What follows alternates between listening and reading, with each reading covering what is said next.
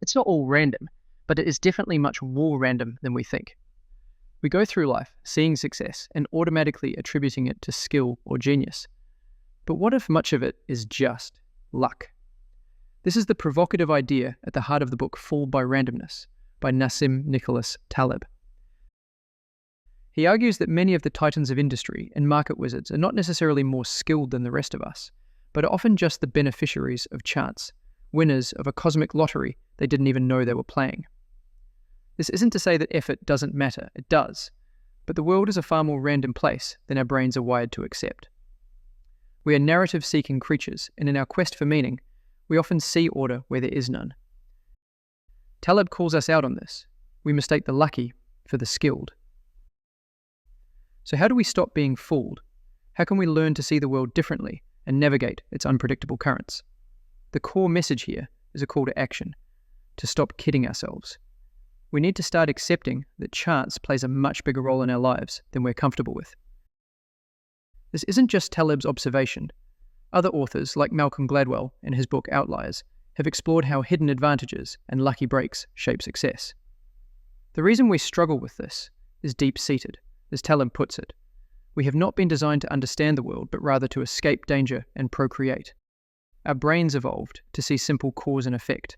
Rustle in bushes means predator, not to calculate the complex probabilities of the modern world.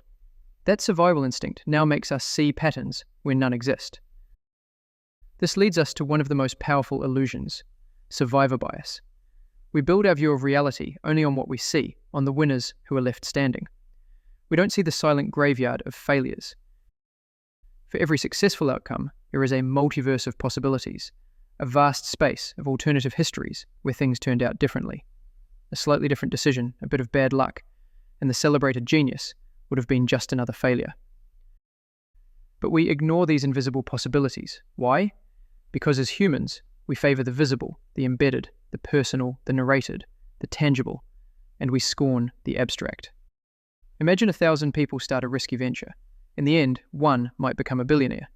We study that one person, ignoring the 999 who went bust. We create a narrative of their brilliance, their unique vision. But we're studying a single data point from a sea of randomness. We're learning from an illusion. We are blind to the thousands of ghosts in the graveyard of chance, and so we draw the wrong conclusions and learn the wrong lessons about success and strategy. This blindness to the abstract makes us especially vulnerable to black swans. A black swan is an event that is rare, has an extreme impact, and is explainable only in hindsight. Think of the rise of the internet or the 2008 financial crisis. Before they happened, they were unimaginable to most. Afterwards, everyone can explain exactly why they were inevitable. But they weren't. They were the product of a complex, chaotic, and largely random system. The key is not to try and predict these specific events. That's a fool's errand. The key is to arrange our affairs so we are not destroyed by the negative ones and can perhaps even benefit from the positive ones. So what can we do? How do we navigate this random world? The first step is a mental shift. We must incorporate the concept of ergodicity into our thinking. Simply put, it's the understanding that in the long run, probabilities play out, and the longer we do something over and over again, the more likely is the outcome to resemble the same path. While at the same time, a single bad outcome, ruin, can knock you out of the game forever. One person taking a risk 100 times is not the same as 100 people taking that risk once, because the one person who gets wiped out on the 20th try doesn't get to continue to the 100th. You must first survive to succeed. Of course, this convergence to the mean, and eventually the ruin, doesn't necessarily have to take place within one's life. This is why an extremely risky strategy may prove to be successful and the bust may not come at all in one's life.